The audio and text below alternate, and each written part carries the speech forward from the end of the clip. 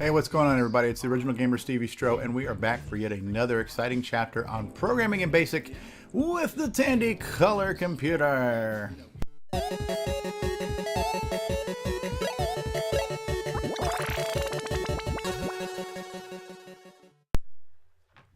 right, we're in chapter 23, and chapter 23 is introducing us to the low resolution text screen, which is complete backwards how I learned it. I learned color BASIC first when it was in a separate book and when my computer only had color BASIC. So I learned all the low resolution commands first, and I had to live with those commands and limitations for at least a year or longer before I would ever afford a better CoCo with extended BASIC. But this book is kind of backwards. This book teaches us to high resolution graphics first and low resolution graphics towards the end of the chapter. But there's something else that's cool in here too, and that is the introduction to the joystick command. So what does the set command do for us? The set command, much like pset is on the graphic screen, is we can set coordinates. We can set X and Y coordinates. However, the resolution is much lower. On this set command here, we have 64 pixels across from 0 to 63, and we have 32 pixels up and down from 0 to 31. It takes place on the text screen, and our text screen is 32 characters by 16 lines. It's basically doubled our text characters. So each text character now has 2 pixels wide and 2 pixels tall, and it's basically a grid or a block of 4 pixels that has been squeezed into an individual text character. When you look at, for example, like underneath the F here, you notice this kind of yellow checkerboard. This checkerboard takes up the space of one of these characters here. So if you look at the F and the V, you notice that there's 1, 2, 3, 4 pixels that are squeezed into the exact same space that one text character can fit. So this low resolution graphic screen is really a mixture of text. And so literally what's happening, because I was able to print these on the screen, because I was able to print these as character strings, these literally are text symbols in color. And so you can't mix and match more than one color in one particular block here. And so what happens is that this technically represents 2 pixel coordinates, but it's one cell or one character block, and so you can't mix or match more than one color in that situation. So I could not have a red next to a blue inside this one cell, but the next cell over I could have a red next to a blue. So that becomes important when you're plotting your colors on the screen. Another thing I'll show you here real quick too is the actual grid sheet that is in the back of the book. So in the grid sheet, and now you can't see where my mouse is pointing, but in this grid sheet here, you can basically see that the character in the top left hand corner of 0, 0, those 2 top left coordinates. Those 2 top left coordinates are really one text cell that is responsible for 4 pixels. So 0, 0 in the top left, and 1, 0, which is 1 pixel over, is all part of that cell. If I go down 1 pixel to 1, 1 and 1, 0, there's a quadrant of 4 pixels that all take up one cell, one text cell, and these cells here are unable to occupy multiple colors. The only 2 colors that can exist inside one cell are black and one other color. Hi, this is John Linville and Neil Blanchard. We are the CoCo crew. I hope you're enjoying watching Stevie Stroh play video games, especially the CoCo games. And when you're done with that, check out our podcast at cococrew.org. So what the demo in the book has us do is try to put 2 pixels next to each other to kind of illustrate that concept. And when I put a pixel on position 33 right next to the one on 32, I get a double wide pixel. The minute I go to change the color here to color 4, that second color, because it's in the same cell, it hijacks both the colors and it turns them both to red. So we start off by having a double wide blue. When I paint the second blue pixel red, everything becomes red because you just can't mix 2 colors in the same cell. So in this little diagram here, they're basically saying that position 32 and 33 would be part of the same block, and vertical 14, and position 32, 33, and vertical 14 would be the same too. What's an easy way to remember this is that just remember that if you're an even number, every even number is a new text cell boundary, much like the byte boundaries in my get put demo. So 0 is one text cell, but there's 2 pixels in there. So the next odd pixel next to 0, meaning 1, would be in the same cell. 2 is a new boundary. 4 would be another boundary. 6 would be another boundary. So every even number is a new boundary where you can have colors side by side, but the odd numbers next to those even numbers cannot be a different color. Cannot match those both horizontally and vertically. So that's what that demo was trying to show us. On page 128, we get into using 4 next loops here to draw the computer's face, and this is actually really, really cute. This is a really cute demo that I do remember doing as a kid, or doing something similar to this. So what I did, rather than to go through the misery of having to hear me struggle with the keyboard, is I went ahead and I typed it all in, and then I just ran the program. So this is what the demo looks like here. It is a face that we drew a square. We've got 2 blue eyes, we've got an orange nose, we got a red mouth, and then we have a blinking eye. And we also put the word, or drew the word, hello here on the screen. So this is the result of that program. Let's step through the program and look at what the program did to do that. All right, so in line 5, we clear the screen. On line 7, we print towards the center of the screen the word hello right here. Then we start a 4 next loop for our horizontal pixels. So we start at 15, which is roughly here, about a quarter of the way in, and we go over to 48, which is roughly 3/4 the way over. So we're basically taking up about half the screen, about dead center.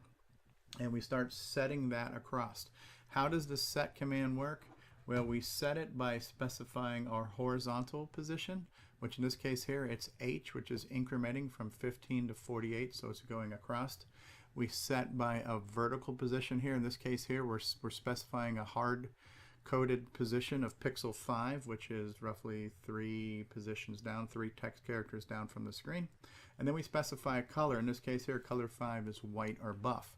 Now within the same loop, we're doing this on pixel position 5, but we're also doing this on pixel position 20, so we're getting the top of the box and the bottom of the box in the same loop. So we have these parallel lines being driven across.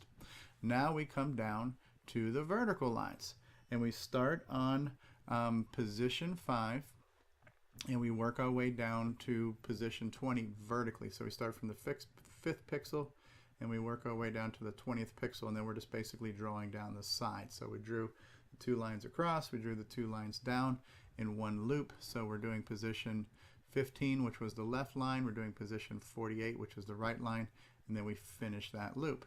This one here just sets a single orange pixel in the middle of the screen. That's the nose. So position 32 across, 13 down, color 8, boink, there's your nose. Now for the mouth, we're drawing a handful of pixels here towards the center. So we start at 28 and we go to 36, and we just kind of go across. We're doing color 4, which is red, and that finished our mouth. Now this one here is kind of cute because we've got a loop here. So line 130 draws the left eye. So position 25, horizontal, 25 pixels across, 10 pixels down, color 3, which is blue, that's my left eye, that remains static. Line 40 goes over a handful of pixels and draws another blue eye, but then it also resets that eye. And then line 160 goes back to 40. So it's constantly now just setting and resetting the eye, and that gives us the very cool little blinking effect here, you know. So here's old Blinky, here's old Blink Eye, and so it's kind of a cool blocky robot looking face. Believe it or not, seeing this as a kid and creating this myself for the first time was kind of a cool moment, like a oh wow moment. Wow, look what I did, this is cool, you know. So just doing that little face there, pretty cool, right? And so then it goes on to explain to us the kind of the syntax or the format of how the set command works. So set works off of a horizontal coordinate, a vertical coordinate, and a color, right? Reset, we don't specify a color. With reset, we just specify the horizontal and vertical, the X and Y coordinates, and it automatically sets that to black. Now, what if I want to determine what value already exists in a particular spot? I can use the point command. So I say point H comma V, right? So what is my horizontal, what is my vertical coordinates? Basically I'm looking into those coordinates and I'm going to read the value of whatever color is there. And then whatever I pull out of there is going to tell me what color is currently on the screen. And so this is very useful when you want to write a game, a simple game to do collision detection. Like one of the earliest games I wrote was kind of like a snake game, or like the Tron light cycle game, where you draw a line in a different direction, and as you go you have to avoid touching your own tail. Well, how do you tell if you've touched your tail, or how do you tell if you touch something else on the screen? Well, you have to grab the color. You have to grab the color of that coordinate. So before you put the next block down for the face of the snake or the next part of your light cycle trail, you kind of take a peek at that color. You get the value of what color is there. If the color is 0, you know you're heading into a black space. If the color is value is anything else, then you've got something there, and then that was going to help you determine, did you crash into yourself, did you crash into something else? So being able to grab the color value from the screen, very cool feature. Now, another thing this chapter gets us into, which is very important thing for making games and other type programs, is being able to capture the joystick. And in order to read the joysticks, we have to read the joysticks in 2 sets of axis. So joystick 0 and joystick 1 are the horizontal and vertical axis from one joystick, and joystick 2 and joystick 3 are the horizontal and vertical axis of the other. So these are actually kind of like system variables, just like we can create our own variables to store information in memory. This is information that's already in your computer's memory that we will pull from. So when we read the value of the joystick, it is reading from hardware where our joystick goes. We're reading this from some location in memory. So joystick 0 and joystick 1 are the horizontal and vertical, the X and Y coordinates of one joystick. And so there's a little demo that printed them on the screen, but I found that demo to be less useful than the one I'm going to show you. So I'm going to show you my demo in just a second, but before I show you my demo, I'm also going to show you what they have us do here to determine if we have pressed our joystick buttons. There's also a paint program that the chapter came up with, and I've done one that's just a slightly better version of this. This was a very simple paint program. I want to jump ahead to the part where it's showing us how to read our joystick buttons. This part I actually never remembered doing, but again, the time I actually programmed in BASIC was well over 35 years ago. I don't remember having to peek into memory to see if the button was pressed. I remember, of course, I went on to use many other flavors of BASIC. I dabbled in Color Computer 3 BASIC, then I got into DOS BASIC, and I got into Quick BASIC and Visual BASIC. So I used many other flavors of BASIC, and I seem to remember there being a command called strig, which would pull the stick trigger values. And I don't remember peeking to get the buttons, but apparently in the older BASIC we had to do that. So what does it mean when you peek? You're actually looking into a location of memory. And so this is an actual spot somewhere in memory that is looking at the joystick interfaces and the joystick input. And so when we peek into this location, we're going to get back a certain number by what's going on in memory. And those different numbers are going to tell us whether or not the button is pressed. So according to this page here, if the button, if we get a number 255 or 127, that means nothing is being pressed, which is kind of like high middle values. If we go down 1 and we go to 126 or 254, if we've just gone down one number, that is telling us that we have pressed the right button for player 1. If we go down 2 more numbers and we go down to 125 or 253, that's telling us we pressed the left button, which is player 2, or whatever the case may be. But there's information here that basically will tell you if you press the button. So if you get a 126 or a 254, that means you've pressed a button. So I want to go back for just a second here, and I want to look at this original program here. This original program that I gave us had us read the value of the joysticks and print them on the screen, but it was printing it on the top line of the screen and I felt that just looking at numbers changing wasn't as useful. So what I did is I actually wrote a slightly custom program that will move around on the screen where you're at. So I called this program JoyPrint. So this one reads the joystick and prints it out on the screen. So the program is very similar, where I read the X and Y coordinates of what's going on to the screen. However, what I'm doing here is I'm looking for a horizontal position. Now what you have to realize is that the joystick goes from 0 to 63, and horizontally on my screen I've got from 0 to 32. So I take whatever X is and I divide that in half, and that's going to help me figure out what column I am on my text screen. So a similar thing for the vertical position, because the vertical is from 0 to 63 or 64 options and I only have 16 lines. I actually divide the vertical position by 4, but then I also have to add 32 characters to that, so I'm moving up and down on the screen. So I did a fancy little math here to figure out where the joystick was and translate that into screen locations using the print at command. And so you'll see here in just a second, as I move my joystick around, you're actually going to see on the screen the numbers are going to move with the joystick, so it's a little bit more visual. I also then included the peak to determine if I was pressing the left button or the right button on my controller, and I will print that on the screen as either LB for left button or RB for right button. So when I run this demo and I grab my joystick, and this is a challenge you run into when I'm doing this on an emulator, right? So the position is 32, 32. That's dead center. As I move the joystick to the left here, you see that the number changes. This is now showing me I'm in position 0, which is far left. And if I move the joystick up, that number there for my y-axis should start to go up. So 32, 32 is kind of dead center. As I go down now, 63 is the bottom of the joystick vertical axis. And then if I go to a hard right, 63 is the hard right axis too, and when I go hard left I'm at 0. So my horizontal is from 0 to the horizontal to the far left to 63 on the hard right. Of course the wrapping is just slightly off. And then my vertical, if I go straight I'm up, if I go straight up I'm at 0, and if I go straight down I'm at 63. And so as I move around here, I can kind of see what my horizontal and vertical axis is. And so I took the joystick numbers and I did a little bit of math to translate the X and Y coordinates to screen coordinates to help visualize where your X and Y was. You can see the horizontal is on the top, and then the vertical depends on where you are. Now if I press the button, whenever I press LB, that's my left button. Now if I press my right button, I'll get an RB.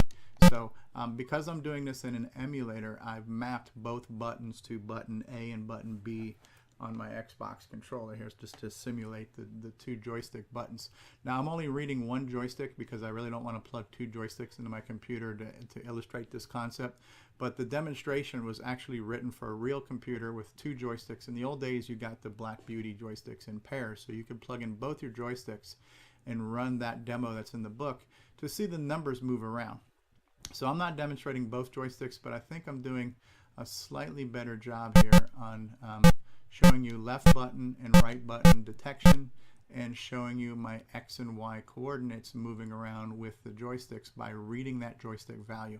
And believe it or not, this is very difficult to do in an emulator, to read the joysticks. MAME's actually doing a really good job. When I used to do a lot of my old videos in VCC, and even now, it's really hard to get 0 and 0 in the top left hand corner using an Xbox controller. So see, I'm getting 0 and 7. So getting the corners with a PC, a modern PC controller, like I should be getting 63, 63, and it's really hard. I'm getting 58 and 60 and 54. So trying to get these corners is sometimes very difficult on an emulator. That's the price we pay using modern stuff. There's nothing better than running a real joystick on a real CoCo.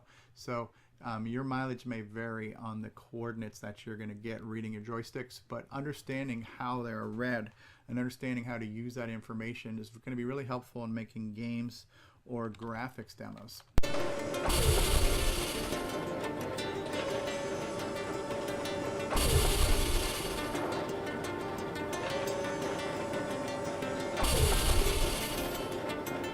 Between 1977 and 1994, Tandy and Radio Shack produced a wide array of prolific personal and business computers. Chances are you've used one.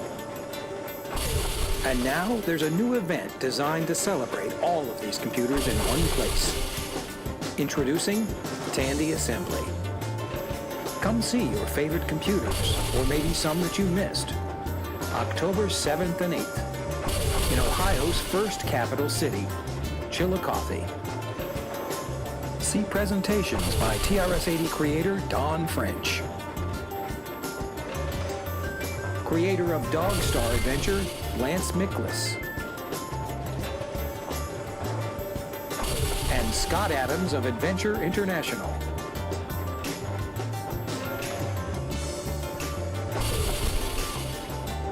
For details, visit our webpage at www.tandyassembly.com. Some assembly is required.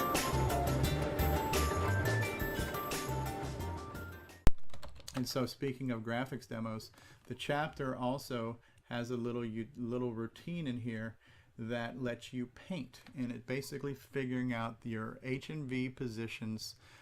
It's also figuring out that if you try to go too far down, because your y-axis or your vertical can actually go all the way through 63. So what it has to do is if you leave the bottom of the screen, it actually has you loop back to the top, which I found to be very confusing. So I found the demonstration that they gave you in the book was kind of okay, but it also, I felt it could just use a little bit more polish. So just a short little program, slight variation on what was in the book, but I felt, I'm a visual person, if I can see it, I can understand it better. Let's look at a program I made called JoyPrint. And JoyPrint is very similar to the one in the book, but just a little bit cooler. When I list it out, it's really not that big, okay? It is not a big program, but here it is. We have the Joystick Paint program. We clear the screen as 0. Here's our main paint loop. All right, so we get our X for our joystick 0, we get our Y for our joystick 1. I make sure that the Y is not too tall and too high on the screen, and I make sure the Y doesn't leave the bottom of the screen. I'm actually telling Y to ignore the top 2 pixels because I'm using that position to print some text. I then also scan the keyboard. I'm looking for you to press a key, and I get the value of that key. And the reason why is I figured it'd be nice if we could change colors. So if I can press the numbers 1 through 8 on my keyboard, I will change the colors that I'm going to paint with, so I'm not always painting with the same color. Line 60 then prints all the coordinates on the screen so you can see what you're working with. Line 65, this is something I tried to do and I kind of fell a little bit short, but I wanted you to be able to move around with a little blinking pixel that did not erase the screen. This would be easier to do on the graphic screen than it is on the low-res screen, but I wanted your pixel to be kind of I wanted to set and then preset based on what color was there, so it would be a flashing pixel so you could see where you were. The problem is because these pixels are broken into that kind of quadrant, if I move into any of the quadrants there, I'm actually going to be resetting a pixel that was on. So I am accidentally erasing part of the screen, and I just didn't really want to feel like getting into the really heavy logic to fix it. This is a really cheesy demo, so I'm not going to try to make it super perfect. But the concept is you can move a flashing cursor around to see where you are before you start painting. The minute you pick a color, you can paint. I actually was thinking about making this joystick enabled where you can't paint until you press the joystick button. But again, that's taken more work than I have time to do today. So let's just take a look at what the demo looks like, and you'll see what Willis is talking about here. So you can see the green square right now. And what you're going to see here is if I move the square up and down, and it's kind of flashing, you can see my X and Y values move. So this is kind of dead center, where X is 32 and Y is 2. I didn't let Y go any higher. I can move Y all the way to the bottom, Y is 31. I can move X over to 0, X is at 0. I can move X to the far right, X is at 63. So right now, because my color is 0, it's not going to paint anything. What happens if I press like 3? I think 3 is blue. Now that I press number 3 and color is 3, now it's painting in blue. All right, well, what if I want to stop painting in blue? Press 9. 9 takes you back to color 0. And now I can kind of move around somewhere else on the screen. And now when I want to paint something white, I would press 5 for white. Now I can start painting a white with my joystick, right? So it's a real cheesy drawing picture. If I want to stop painting, press 9. 9, but you see how I'm accidentally erasing part of my picture. I think 2 is yellow, right? So now I'm going to draw in yellow, right? I can just start pressing keys on the keyboard. That's blue. 3 should be blue. 4 should be red. 5 is white. 6 is that ugly green. 7 is the purple. 8 is the orange, right? And one of the things that I realized it's very hard to do is it's hard to get things outside of dead center in the corners when you're using an emulator, right? Because the emulator and the PC joysticks are not as analog and as loosey-goosey as the CoCo joysticks were. CoCo joysticks were very cool, precision analog sticks, and as we try to emulate these, we're losing a lot of the values here. But it's just a cool demo. It just does a little bit more than what the book gave us. The book stepped you through using your X and Y coordinates of your joystick and drawing in a single line. This would actually be a lot more responsive on a real CoCo, which again, I'm just too lazy to set up and mess with right now. So this is the emulated version of this. Now, again, this program's not very big, right? We clear the screen, we read the values, we make sure that Y is within values of the screen that won't generate an error by going too high or too low. X is always going to be perfect within the width of this screen. I'm scanning the keyboard. I'm getting the value of that. When you get value, you're basically trying to turn a text value, a text string, into a numeric value. And because anything I press on the keyboard that's not a number will automatically have no value, will have 0. But if I press 1, the value will be 1. So anytime I press a key, if that key has any value greater than 0, I change the value of my color. I then say, well, my color now equals that value. And then if I don't press any more keys, that color will remain the same. I've also added the ability to turn off color by saying if color is greater than 8. So if I press 9, 9 is turned color to 0, and then I'll stop setting my colors for that. For as long as color is 0, I won't set. How do I try to do this? Well, line 60 prints on the top left-hand corner of the screen, what's my X coordinate, what's my Y coordinate, what's my color value. Line 61 tries to get the point or get the color value of where my current cursor is. Line 65 says, well, if my color is 0, meaning color is off, then what I'm going to do is I'm going to take whatever the point value is of the pixel that's already there. I'll set that one time, and then I'm just going to reset the pixel to turn it off. I'm doing that blinking effect like the blinking eye demo is. So I'm creating this blinking cursor. And this would be cool if we were dealing with single pixels, but we're dealing with a shared block of 4 pixels. So this method here can actually be destructive, unfortunately, and I don't want to spend a lot of time trying to fix that. But line 66 says if your color is greater than 0, meaning you pressed 1, 2, 3, 4, 5, 6, 7, or 8, and I've set the value to that, I am now going to set at my X and Y coordinates the color there. So as I'm moving my joystick around, it will put color at those coordinates to where I move it to. And then line 30 just goes back to the main loop. So very small program, just a slight spin on what the book gave us. Just the kind of the cool feature to change colors and to move without painting. I think it would be kind of cool to take this a step further and say you're always moving and you're only painting when you hold down the joystick button. It just took more work than I had time to do today, so I think I've done a pretty good job demonstrating these concepts. And then last but not least, what I also did is I took a minute to do a little random demo. So I wrote a program called Random Set. And what this program does, very small, very short program, it is picking, and actually I need to fix something here because I realized in the course of doing this is that you can't actually set color 0, which is unfortunate. I thought I could actually set color 0, but it doesn't set color 0. So I actually have to pick a color between 1 and 8. I was hoping I could randomly sometimes pick 0 and just set a black pixel. It will not let me set a black pixel. It only resets black pixels from what my experimentation has shown me. But what do? I start off, I clear the screen, I pick a random X coordinate between 0 and 63, I pick a random Y coordinate between 0 and 31, I pick a random color between 1 and 8, And then I'm printing on the screen what these values are so you can see what the program's doing. And then I set them. So I pick this X coordinate, this Y coordinate, and this color, and I set it. And then I did put in a little thing here that says, all right, if you pick 25 out of 100, clear the screen and start over. Kind of like my old graphics demo did. Every now and then, let's not have the screen get filled up forever. I think this is actually probably clearing too quickly.